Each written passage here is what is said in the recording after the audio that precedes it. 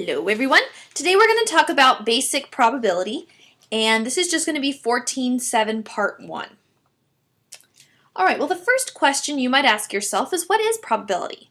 Well, probability is the study of the likelihood of an event occurring. Okay, that is what probability is. It's just trying to figure out, well, what is the likelihood that this event will occur?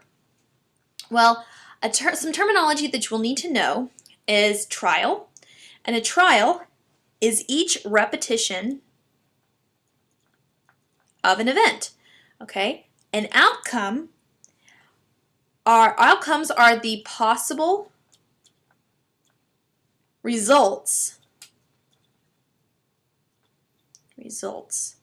of an experiment. Okay, so when I say to list the outcomes, you're just going to list all the possible results that you could get. A sample space is the set of all possible outcomes.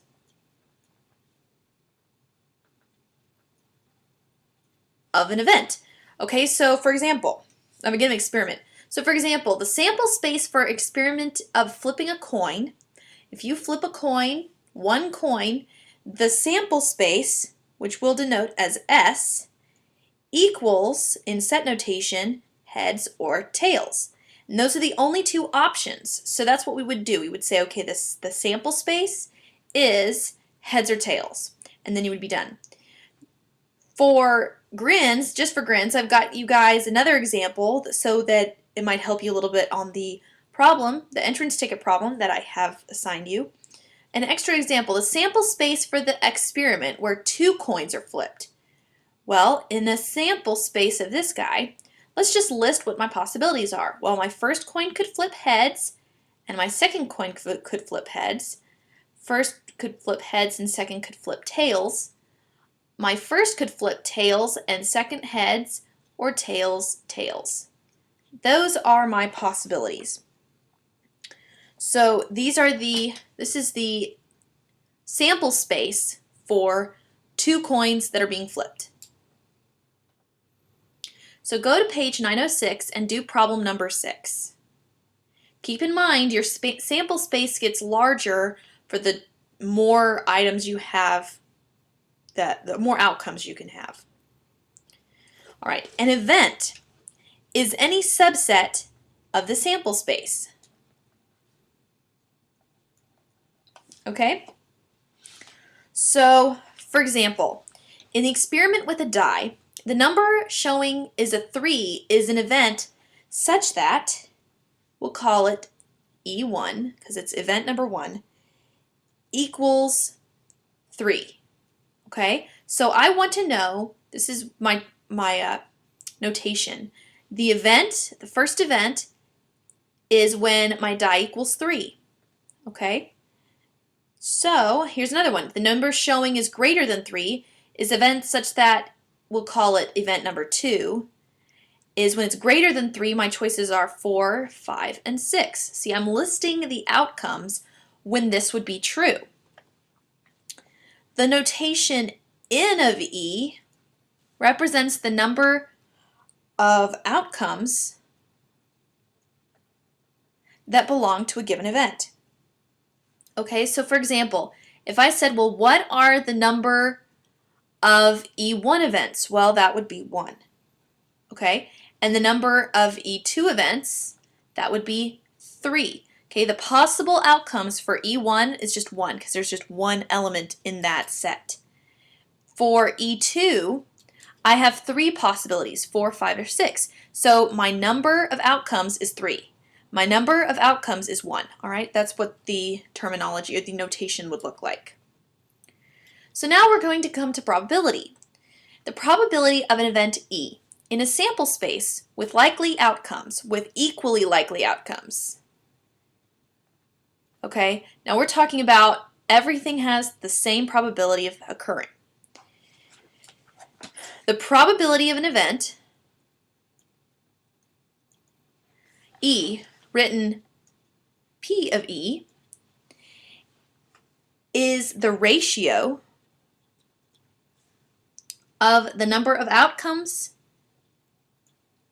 in the sample space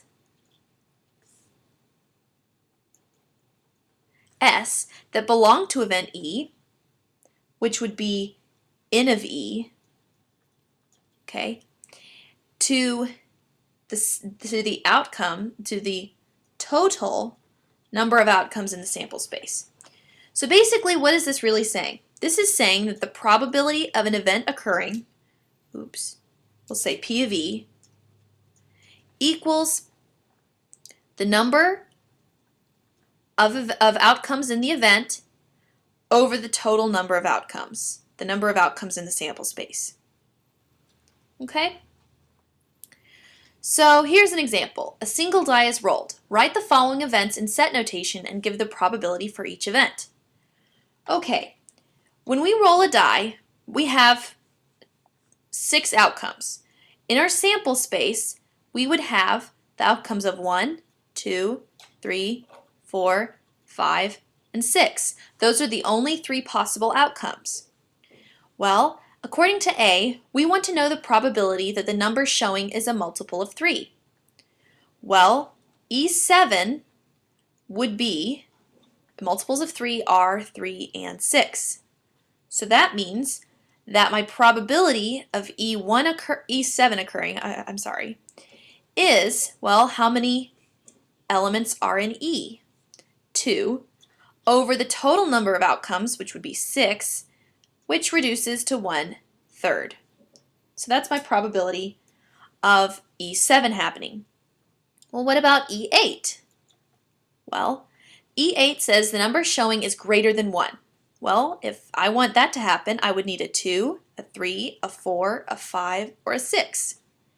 Well, the probability that E8 happens is 5 events out of 6 events. And that's as simplified as it gets. Okay? And E9 is the number showing is less than or equal to 8. Well, the numbers on a die that are less than or equal to 8 are 1, 2, 3, 4, 5, or 6. So the probability of event 9 happening is 6 out of 6, which equals 1. Whoa, what is that? Well, that means that this is going to happen. Every time I roll a die, my number that's going to show is going to be less than or equal to 8. So this means that the probability is 100%. Okay? We're going to always get something that will fall into this category. So go to page 906 and do problem number 10. A cool fact. The probability of an impossible event is always 0, since none of the outcomes in a sample space satisfy the event. So if I said, what's the probability that you can kiss your elbow and turn into a boy if you're a girl, and vice versa if you're a boy?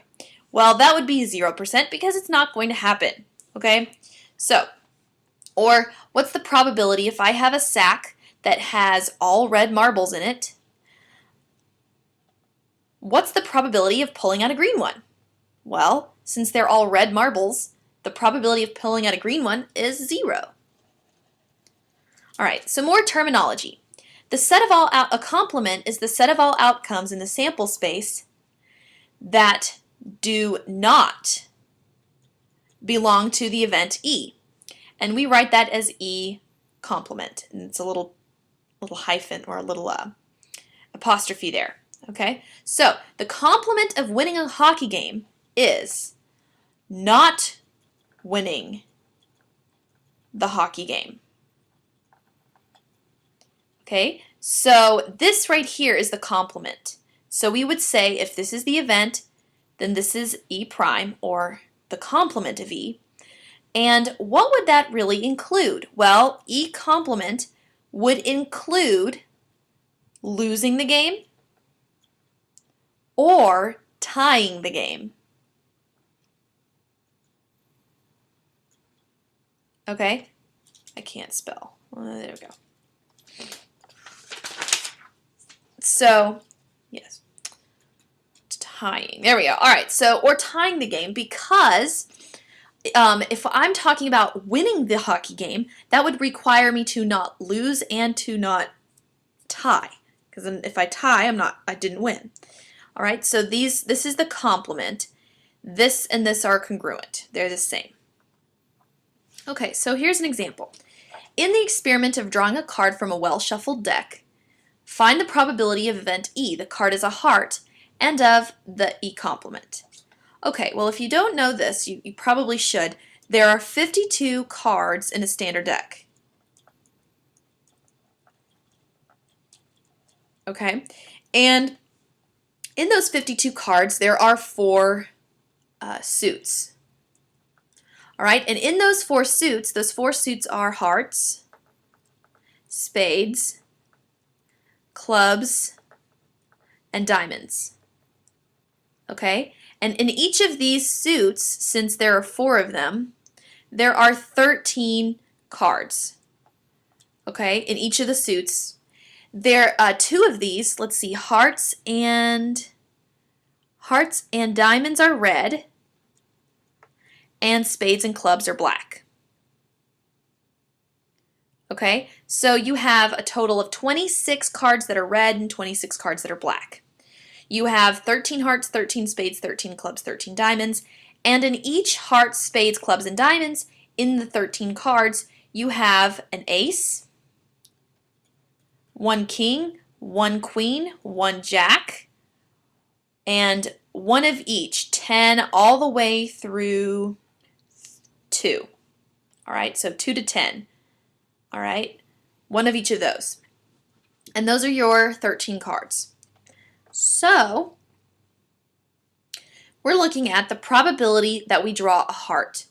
Well, the probability of the event happening is 13 out of 52 because there are 13 cards that are hearts and 52 cards in the deck. So this equals 1/4.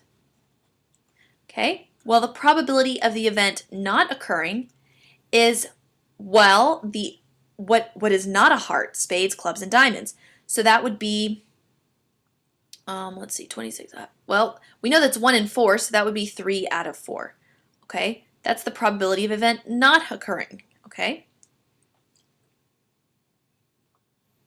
Notice that the probability of the event occurring and the probability of the event not occurring should add up to 1. All right, so go to page 907 and do problem number 19.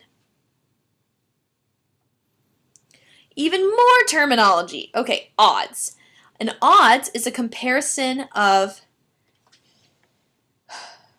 the probability of an event occurring with the probability of it not occurring, okay, or the complement. So, if the probability of rain is 1/3, then I know that the probability of rain not occurring is 2/3. So the odds that it will rain would be the probability that it will rain over the probability that it won't rain, which equals 1/2. Okay, those are the odds, 1 out of 2. Notice that my denominator is the same here, so I've got 1/3 times 3/2 equals 1/2. All right, so that's how you would do it. The probability, so the odds equals the probability of the event occurring over the probability of it not occurring. All right, so here's an example. A ball is drawn from a bag containing 8 red balls and 12 that are not red. Find the odds in favor of a red ball being selected. Well, the probability of a red ball being selected is 8 out of, let's see, there's 20 total balls. The probability that it will not be selected, or there, probability that's not red, is 12 out of 20. So we have 8 out of 20 over 12 out of 20, which equals 8 over 12, which can be simplified to 2 over 3. So the odds that it will happen, that in favor of getting a red ball, is 2 to 3. If find the odds, if the probability of an event is 30%, what are the odds against the event? We want the odds against, okay? Well, the probability of the event happening equals 0.3. And the probability of the event not happening is 0.7, since they have to add up to 1 point, like 100%. Well, I want to know the odds against. So that means I'm going to put the event not occurring on top. So that's 0.7 over 0.3, which equals 7 to 3. And those are my odds. So now go to page 907 and do problems number 20 and 21. Okay, well, what do you do next? Well, email me the following. What is a sample space? In your own words, tell me what a sample space is. And then give me one good question that you need answered. And bring your completed notes and your entrance ticket problems to class. See you guys later. Bye.